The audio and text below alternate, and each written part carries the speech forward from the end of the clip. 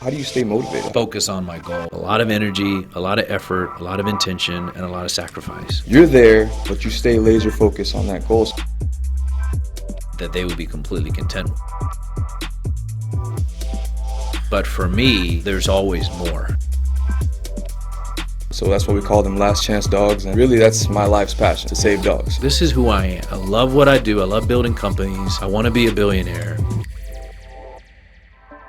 Well, my name is Lee Safa. I own Safe Canine in Tampa. I'm a dog trainer. I've been working with Bruce for a few months now, man, and I see, all that you do, and very inspiring. So I wanted to just kind of ask you a few questions as far as scaling my business, moving forward in the future, because from where you started, I read your book, I just want to learn from you. I appreciate it, man. I guess just to know a little bit more about, your business. So you've been training I have a Doberman pincher, as you know. He's 6 months old. Yeah. And he's the apple of my eye. Oh, yeah. Even though sometimes I want to throw him out the window and give him away. Literally, I was going to call you the other night, dude. I was like, dude, you want a dog? Yeah. I'll take him. So I was like almost there, and I'm like, no, hold on, I gotta be patient and all that kind of stuff. So I think having you as a trainer has taught me, like, okay, I gotta be patient with him, because ultimately he's gonna grow out of it. Yeah, right. For sure. And he's gonna be exactly what I want him to be. He's almost there. So I think how we collaborated was, I really liked your style about how you approach the situation in terms of the training of the dog and how to really get him from wherever he is currently to this ideal scene that I had in my mind, right? I was like telling him, okay, I want him to be like this, like, dude, I want this guy cooking fucking waffles in the morning. You know what I mean? When I come downstairs, like, he's like, hey, you want cinnamon on your waffles? Maybe a little market training, man. That's possible. You'd be surprised. So that was kind of like my ideal scene. And then when you started telling me more about your business, and I started to understand, and then you told me that you were also looking to do a pilot, right? You're doing a pilot for a show. Yeah. So the concept is last chance dogs, and it's something that I'm doing with Dave Bautista and my videographer Trevor, going into shelters and saving those dogs. That 5% of dogs are on the euthanasia list that bounce from family to family and have no other shot. So that's what we call them last chance dogs, and really that's my life's passion, to save dogs. So when I started Safe Canine, it was really to make a difference, not to make a few bucks. Yeah. It's a little bit different than when I do on a day-to-day, like working with you. I work with my clients one-on-one. With these dogs, you don't know what you're getting into. There's no warning. So some of these dogs are extremely aggressive because they're scared. So the goal is to find these dogs at whatever shelter, train them and find them a new home, give them a second chance. Wow. How many dogs are homeless in the country? Millions. Really? Yeah, for sure, no question. Millions get put down yearly because of basic things. Little things, same things you deal with, Bruce. Some people just can't take it. Yeah. So a lot of raising a dog is discipline, is realizing, hey, you're trying to communicate with a whole other species, and certain things just aren't really cohesive. So you have to learn to adapt. And us being the more dominant species, we should look from a higher perspective. Similar how you do in business when you look from super high perspective. Yeah. You have to do the same thing with dogs. Right. You asked me, okay, how do I scale Safe Canine? And my response to you was, first you got to figure out is if it's scalable, right? So a lot of people a lot of entrepreneurs that get into a business. You're fortunate that you're in a business that you're passionate about, but most people are not, right? So, but even if you get into a business that you're passionate about, you have to kind of fundamentally look at it and say, okay, is this scalable, right? So when we met, I was like, okay, what is scalable about it, right? Because there's a difference between having a successful business and a successful company, right? Successful business is, okay, you're the guy, you're on the phone, you're doing all your stuff, and you're handling every fire and all that stuff, and you make a good living. Or a company is something that runs almost without you, right? Yeah. Because you have a team of people, you have an ability to scale, and you have something that operates without you. Absolutely. Right? I think, for you, and I think for a lot of entrepreneurs, including myself, you have to make that decision. Say, okay, do I have a business or do I have a company? Or what do I want to create a company out of it? Yeah. Yeah, and it makes me appreciate what you do more, honestly, because when you told me that, I was giving it thought. I'm still giving it thought as to how I'm going to make my company work without me. Because up to this point, man, it's all me. All the reviews are me. When I have to send a trainer to someone, they're usually wanting to work with me, and I'm very active. As you pointed out, I can't do that if I'm trying to scale around the country. It's just not feasible. So no, it's not. So we have about 48,000 clients throughout the country. Yeah. I partake in none of it. Okay. That sounds like a lot. I didn't start that way, right? When I started, it was me, but then I was able to get myself out of this situation where I was like, okay, there's no way that I can handle 48,000 or 50. I mean, you know, by the end of this year, we'll probably have 65,000 clients throughout the country. When you have that type of scale, if you're the guy quarterbacking everything to some degree on a granular level, you're going to be frustrated, right? So you got to go from quarterback to GM, right, and manage it from that perspective. Or just own the stadium and charge everybody rent. Okay, even better. That's actually a better one. Yeah, that's way better. Yeah. Okay. It's definitely a lot easier said than done, and that's why, again, somebody in your position, man, it's very hard to imagine yourself down the road, you know, just watching over everything, you know, especially when you're trying to build it from the ground. Yeah. You know, and again, that's where your advice comes, you know, comes in very valuable to me. And, you know, I actually set up a few questions. All right, so these are a little bit personal, some of them, you know, because I want to ask, like, what does it take to become a successful entrepreneur at your level? You know, because obviously not everyone does that, less than 1% by far, you know. A little bit personal, so how do you spend most of your time, Vic? How do I spend most of my time? I think I spend the majority of my time, my goal. I'd probably say 90% of my time is spent like focus on my goal, what I'm trying to do, what I'm trying to accomplish. So I rarely do things throughout the day that are, you know, going against or away from the goal. So I have some major goals that I want to accomplish this year. I got some major goals that I want to accomplish over the next 5 to 10 years. Everything that I do, even on a granular level, is in line with that. There's very few things that aren't aligned with that. And maybe it's more than 90%, I don't know, but. Well, I saw in a previous segment you said, you know, you don't watch sports.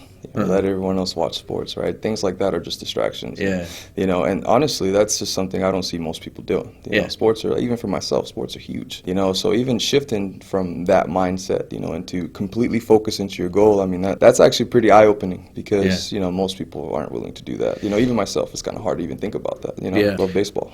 You know? Yeah, I mean, I love sports too. I played soccer in high school and football and stuff. I don't think there's anything wrong. Like, I don't want people to think that I have this idea against leisure. Yeah. Like, I do watch a game if I want to watch a player. Like, you know, if I want to watch Tom Brady or somebody, I'm like, okay, and it's a specific game, then I'll watch that game. Yeah. But that's few and far between. Like, I'm never going to reach the goal I want to do if I'm obsessed or focused on somebody else's life, per se, you know, and it is where the discipline comes in. Like, I was actually watching this interview, Ronaldo, his girlfriend was just saying when he's done with the game, most people in his position or other players, they'll get on a plane and go to Paris for dinner or go see a show or do something like that. And instead he eats and he rests and he takes care of himself so that he can tomorrow, you know, play or practice or whatever. And not everybody's got that discipline, right? He has the ability to go do whatever. For me too, if I want to go hop on a jet and go to New York for dinner and come back, I can do that. Then that's going to take me away from being able to accomplish the things that I want to accomplish. So it's kind of like a delayed gratification, right? And not everybody's willing to do that. Yeah, it seems like it separates the elites from the super elites, right? Yeah, it's fractional, right? It's fractional because how many people are going to do that? Yeah. How many people are going to say, okay, no, I'm actually going to do this? Like, dude, it's easy to just go, you know, party and have a bunch of chicks. Yeah. That's easy. There's no work in that. Yeah.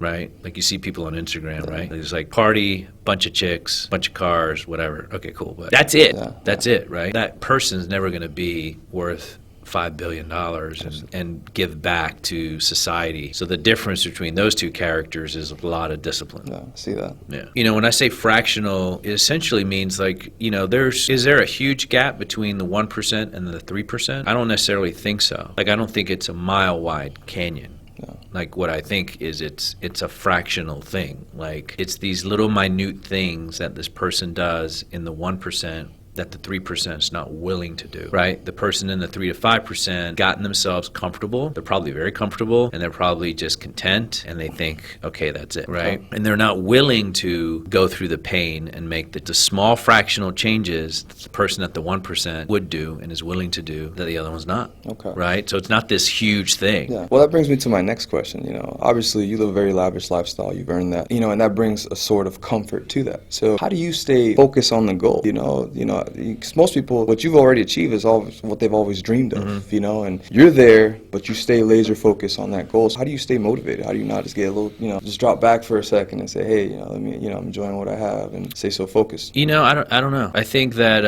I'm not content where I am. I'm not happy with I'm not happy where I am. I'm happy where I am, but I know there's so much more. Yeah. pushing There's, that. I mean, dude, there's so much more. Okay. I'll give you an idea, dude. Like, just when I say so much more, so you take somebody who's worth $200 million, okay, $300 million, but there's somebody else that can buy and sell this person with $200 million like a $5 hooker. Yeah.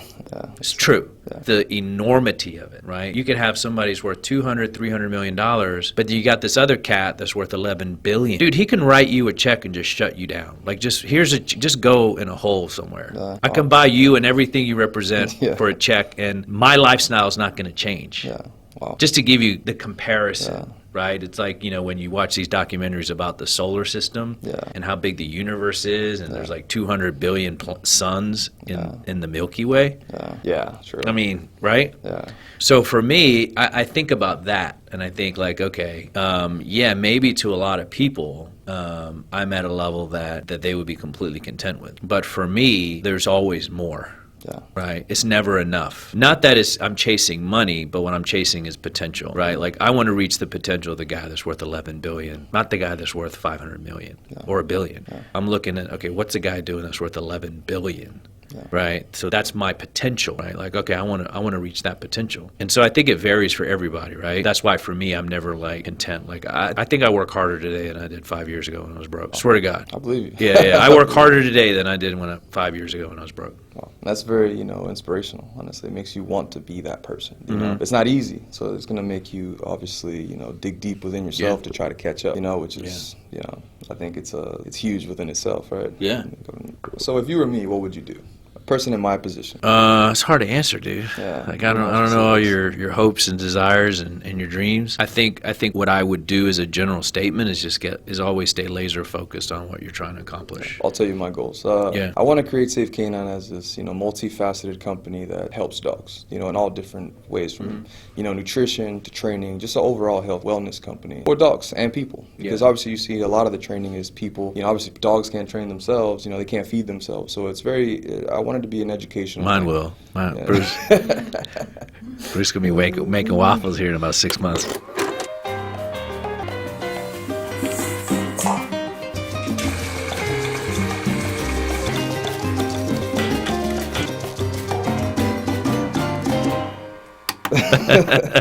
But yeah, that's the goal, and that's where the scalability comes, because I don't really, while money is a huge motivator, it's not my primary motivator. Yeah. My primary motivator is change. I want to change the perspective of people. I want to change the lifestyle for dogs. I want to change that, a lot of stigmas. For example, pit bulls. People scared of pit bulls. People scared of Dobermans. Yeah. Shepherds, Rottweilers. I want to just educate people to show them, hey man, this is what dogs truly are. Right. And up until this point, that hasn't really been done. So that's really my goal. Okay. Influence, change people, and change mindsets really is the big one for me. Okay. So then I would just focus on that, and I think everything that is away from that, I would just discard. Yeah. That's harder said than done. It is, yeah. Because I in my mind, I'm thinking, this whole interview, okay, I have so many things that I'm doing besides dog training, that I'm going to have to either push down and just completely let go if I want to get to that ultimate goal. It's scary. Yeah. It's scary. It's It is, but that's the only way. You got to burn the ships. Yeah. That has to be done in a lot of different ways. Yeah. Right? So that's the hard part is that I don't have anything in my life that is a distraction from what I'm trying to do. No, that's like nothing. Yeah, I need to get There's there. nothing. There's nothing. There's nothing that I have that I put time into that is going against what I'm trying to do, or just doesn't enhance it. Yeah. Doesn't enhance it. That's a big part of it, right? Like, you could be doing a bunch of stuff throughout your day, even if it's 20% of your time, but doesn't enhance where you're trying to go. Yeah. So that's what I always think about. Like, okay, what am I spending my time with? Like, okay, so currently there's nothing in my life that I'm doing that's not like pointing in that direction. Yeah. So it's like collecting everything and to the tip of the spear, right? And just keep pushing forward. Yeah, exactly. And again, depending on where you want to go, right? I'm trying to catch up to a lot of people, and I'm trying to blow by a lot of people. Yeah. So in order for me to do that, I got to work when they're sleeping. Yeah. It's like a race, man. If you're not focused on that ultimate goal and that driver ahead of you trying to pass them, you're not going to go nowhere. Yeah. True. I don't like to get passed, so. Facts. Yeah. No, for sure. I love that. Dude, I get goosebumps talking to you, man, because it's like, dude, wow, this is, the power within just the mindset, it's pretty interesting. Well, that's what it is, right? It's a mindset. Yeah, and most people are just stuck in their mindset, including myself. Like, I want to just escape from my day-to-day, and do more, and then, again, it's almost like there's not enough hours in the day, but I feel like you say, if you stay focused on just that goal, there is. Yeah, so, investing in yourself, making yourself better, which also goes in line with not wasting time. Yeah. So if you know, for example, you got to get in front of a lot of people, maybe you do, a public speaking course, right? That would be investing in yourself. People discount the amount of potential gain you can have from that, right? Like if you ask somebody, like, what is your budget for investing in yourself? They'd be like, I don't have one. But if you ask somebody, what is your budget for your car or your car insurance or your getting your hair did or vacations, right? Like everybody's got a budget. Like, oh yeah, I budget $200 a month or whatever, or $300, whatever, right? Oh, my car payment can't be blah, blah, blah. But nobody's got a budget for investing in themselves, right? I always encourage people, and I'm like, dude, you got to get a budget together for whether it's downloading audiobooks or doing courses or going to seminars or continuing education in your field, like whatever that is, if you're not putting thousands of dollars towards that, then what makes anybody think that you're going to be so much better at the end of the year? Yeah. Like I've spent hundreds of thousands of dollars in myself, hundreds of thousands of dollars in myself, hundreds. And I did it at a time where I wasn't really making a lot of money, but it paid off times 100,000. Yeah. Because when I look back, I'm like, wow, I don't even remember who I was then, because I made so many gains and I think about things so differently today. Obviously accompanied with experience, right? Because I have a lot more experience today than I did 5 years ago. But I always invested in myself first, always. Like if you don't invest in yourself first, you're the only guy that's going to make, your dreams come true. Yeah. If you don't increase your level of ability, what makes you think you're actually going to accomplish what you want to accomplish, right? Absolutely. If you haven't already accomplished it, right? Because it's not luck,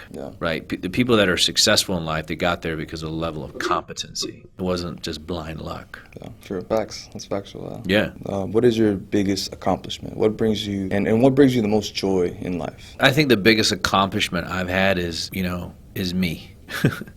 Like where I was 5, 10, 15 years ago, and the situation that I was in a horrible relationship, going nowhere fast.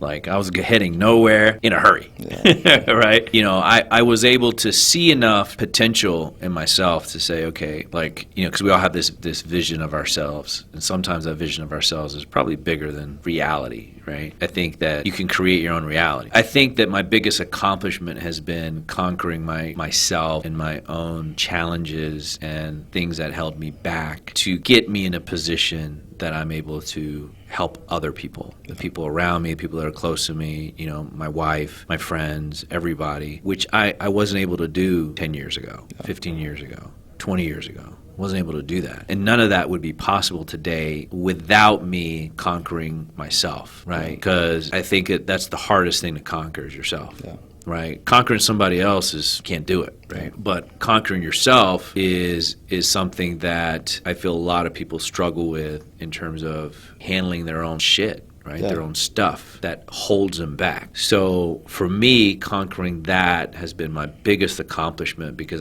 I can see how it's paid dividends, not only to myself, but to everybody around me. You got to look in the mirror, right? And yeah. That's what's hard, man. That's a powerful thing, man, trying to conquer yourself. Because for me personally, I feel like I hold myself back in most cases, You get an opportunity and maybe you're so stuck in your ways that, you're not willing to grasp it, right? Just grab that opportunity, because you're stuck in a certain mentality. Yeah, it's never somebody else, dude. Yeah. No, for sure. That's again, you're just, almost the epitome of what it takes to become bigger than what you are, right? Yeah, you got to be ruthless. Yeah. You got to be willing to throw down, dude. I love that word, by the way. Yeah, ruthless. You got to be ruthless. You got to be ruthless. Yeah. I make no apologies about that. Like, I am ruthless. I throw down. Yeah. It's like I hear you talking, I feel like, have you read the book Sun Tzu, Art of War? Mm-hmm. Yeah. Yeah, it feels very, I feel the same feeling as speaking to you as I did reading that book. Yeah. So, it just lets me know that I'm talking to, obviously, the right person. Yeah. Shit ain't a show. Yeah, you know what I mean? Sure. It's not Family Ties. Yeah, for sure. That's funny. You know what I mean? Yeah. Alex Keaton ain't popping out of the corner. And, this ain't a show. Yeah. This is real life, and you got to be ruthless. Yeah, so you got to do it, man. Yeah. So with that question, right? Now it's the inverse. What do you feel has been your biggest failure, for example? Because you got to bounce back from those, right? And I think my biggest failure was not getting it sooner. Yeah. I wasted a lot of time, dude. You know, I wasted a lot of time just dicking around with things that I had no purpose or reason dicking around with, falling into bad situations, bad relationships, handling things the wrong way, you name it.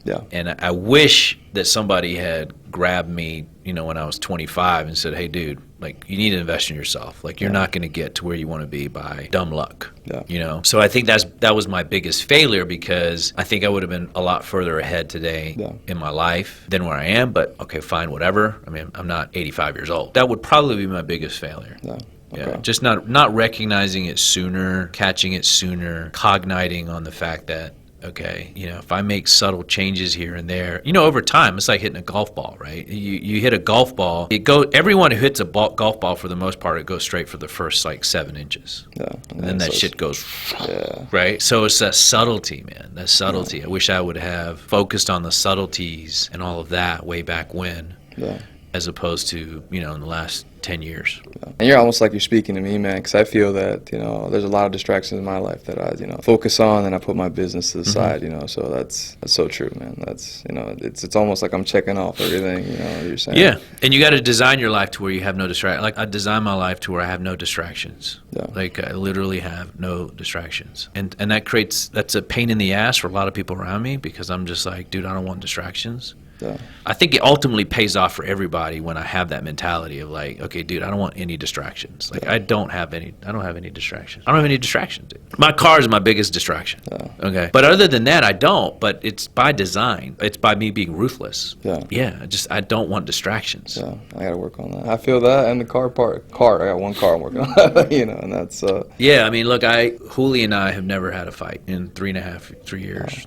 We've never had a fight. Wow, We've never raised our voices at each other. We've never called each other names. We've never gone to bed upset, mad, like nothing. And the reason for that is because I'm just an incredible guy. I'm just kidding. The reason for that is because I sat her down, and I was just like, in the very beginning, I was like, look, this is who I am.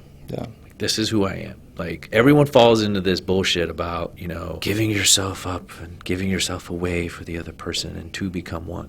No, bro, 2 don't become 1. That's a fucking disaster. 2 is 2. 2 ain't 1.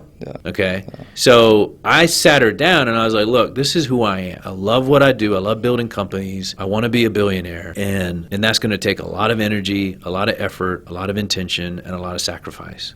And I'm going to invest in myself. And I'm never going to give up these for anybody. Not for you, not for my kids, nobody. And when you tell people that, like, if you tell your people, your friends that, they think, oh, you're selfish, you're being selfish. No, dude, you're being selfish. Well, what do you mean? Well, dude, if you don't take care of yourself and fulfill your own desires and your own goals, how are you going to make anybody else happy? Like, the most miserable person on the planet is the person that's walking around because they gave up everything for somebody. Oh, yeah, well, I gave up, you know, I had a dream and I was going to be, you know, a gourmet chef, but I got this girl pregnant, and we decided to give up my goal. And for this kid, and it's like, and then the kid grows up, kid's 18 years old, leaves the house, doesn't give 2 shits about your goal, about being the chef, and you die. You don't die happy, right? I was just very clear about, like, okay, dude, I'm not giving up my goals for anybody. Like everybody, I will not give up my goals for anybody, okay? But if you make that very clear, and you're like, okay, this is what I'm trying to do, are you with me or not? And if you're with me, then we got nothing to fight about. I mean, the only reason you're going to fight is because there's some part of the other thing with the other person, whoever it is, that disagrees with what you're trying to do. Otherwise, there's no reason to fight. Well, it seems like society kind of, you know, builds you up to that mindset, you know, you have to kind of give up your dreams and sacrifice things almost to kind of fit in. Yeah, it's all bullshit. You can't listen to that. You cannot listen to that. That's the biggest scam ever put on people. Is getting people to think that you got to give up your hopes and dreams for other people. And that's just wrong. In my opinion, it's wrong. I agree. I think that's fucked up. Yeah, it is. It's just ridiculous. Like, I'm going to be super sad and feel bad because I gave up on my stuff. And then you expect me to be super happy. It doesn't. I mean, it doesn't work. It works very sadly, I guess. It doesn't work. Very miserably. Okay. How do you make that jump from, like myself, I feel like I own a job. Right, and I own other people's jobs, right? But I own a job. I'm always working for myself. Much as I love what I do, and I feel like I'll be very content doing so. But it's not to where I want to go. It's not, you know, it's not where my end goal is, right? My end goal is to change the world for dogs, right? But I feel like I can't do that if I'm working one-on-one. So how do you go from, you know, owning a job to owning an actual company? You know, what You is just got to replace yourself. Yeah, it's hard. That's gotta find me, gotta train me, right? You got to replace yourself. Yeah. Your secret sauce only goes so far. Yeah, true. Secret sauce. Yeah. And if you can't replace yourself, then you're gonna struggle. Yeah. You got to replace yourself. What books do you suggest someone reads that is trying to get to? Obviously, because a lot of his experience. Did you sell your soul? My book. Oh, I read that. Amazon bestseller. Yeah. Well, I talk about it in there. I talk about how to replace yourself and replacing yourself, and how to not to be a fake CEO. Right. Yeah. That's all part of that. Like you got to be able to delegate, and the trick is being able to take whatever your secret sauce is and put it in some sort of policy or training material that allows the other person to do what you do to a large degree, right? And that's what I've done. I've been able to put in policy, this is how this should be done. Okay. This is how our salespeople in the field, all throughout the country, all 50 states, this is how they should approach doctors' offices, with care, with respect, with blah. This is how I do it, and then I train people to do that. So in essence, you're making a lot of mini Vicks. Exactly. Around, right. Now, they may not do it like exactly how I do it, and there are probably some that do their own version better. Yeah. Fine. But it's workable. Yeah. You know, I'm not expecting everyone to do, like you can't have this idea that the other person is going to do exactly how you do it. Yeah. They're not. But you know what? They get 80% of it. I take that. Yeah. I take 80% of somebody doing what I do times 1,000 over one guy that does it 100%. Got it. Yeah. And that also begs the question, what about those that are afraid of, putting themselves on paper, right? And just having someone else just kind of take, your biggest strengths and your secret sauce, like you like to say, and just starting their own thing, how do you protect that, or that fear? Be bigger than them. Yeah, okay. I mean, we deal with it, right? We have competitors. I have competitors that are always, they're always trying to take me out. I got one suing me right now because they think I somehow stole their secret sauce. But I do have a competitor suing me right now because they think that I stole their secret sauce. And I'm like, no, dude, I'm just kicking your ass. Yeah. And you're mad. Yeah, facts. High school diploma and all, kicking your ass. And so they're mad, right? Now, do I have some people that work for me that took some of the secret sauce that I have and are using it? Yeah, probably. Yeah. But I run so fast, dude, even if you had it, you're not going to catch up. Yeah. Do I want to protect it as much as I can? Yeah, I'm not going to be negligent in it, and you shouldn't be either. Yeah. But dude, if you're running 100 miles an hour and somebody else gets your secret sauce and they're running 10 miles an hour, they're not going to catch up. Yeah. Like this competitor that's suing me. They're never going to catch up. Yeah. They're still trying to figure. Yeah. Oh, why are they more successful than us? Dude, because we run faster and we're better. It's almost like Tony Robbins, right? When he's on that, read the book, when he's driving around the racetrack, and they tell him you got to, obviously you're scared of crashing into the wall. So you can't focus on the wall, even though it's right there, and you're going right at it. You can't focus on the wall. You got to focus on what's ahead of you, and that makes a lot of sense. Yeah.